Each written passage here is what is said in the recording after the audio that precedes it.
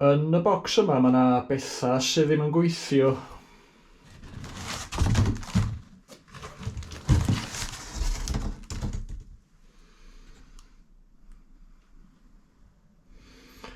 Ac yn y fideo yma dwi am drwsio un ohonyn nhw.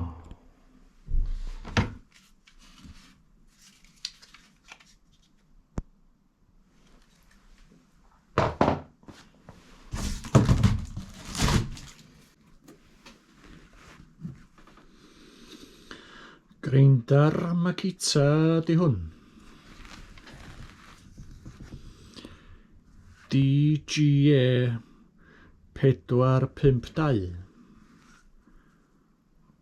A fel gwelwch chi, mae o mewn cyflwr gwael.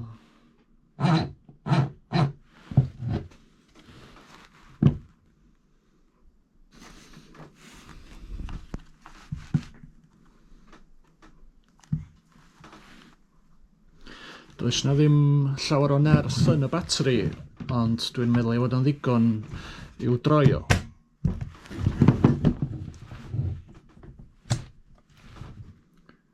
Dim byd.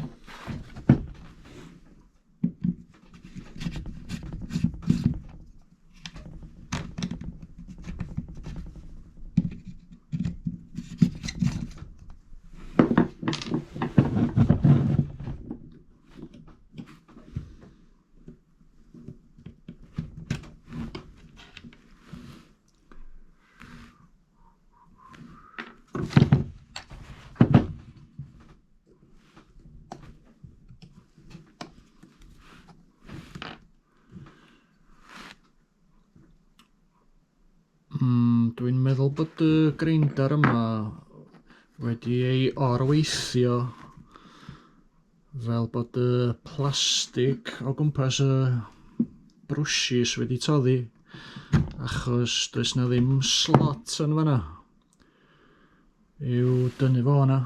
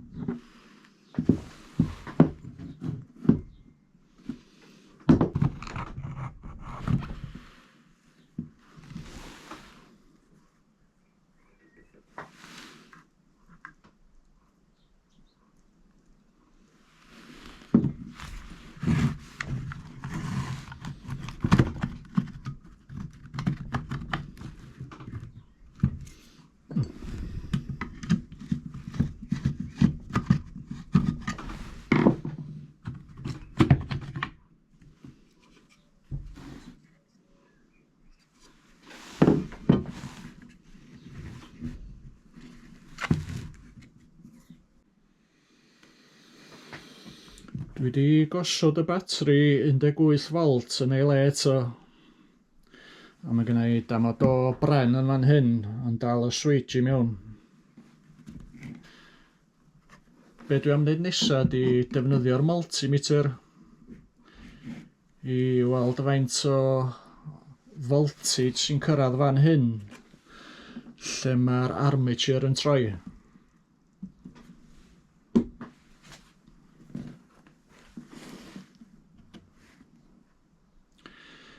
3.27 sydd ddim yn ddigon i weithio'r motor yma. Felly dwi'n meddwl bod yna rhywbeth yn bod efo'r controller yn fan hyn.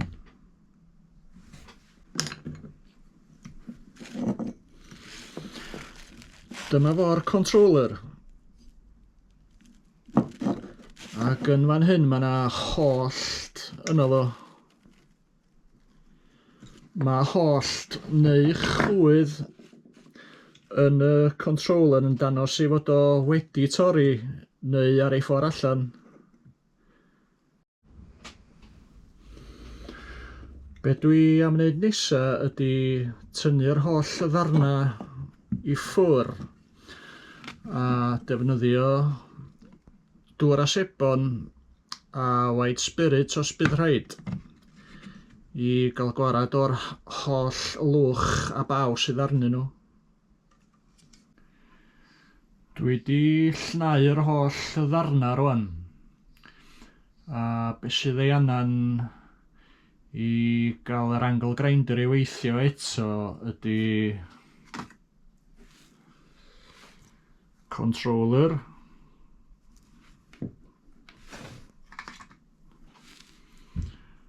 end bell,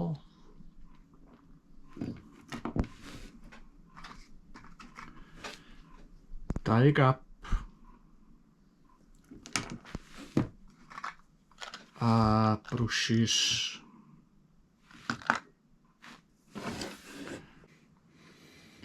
Cyn gosod mwy o ddarna yn ei lle, be dwi am wneud ydy mesur y voltage yn fan hyn unwaith eto efo'r controller newydd.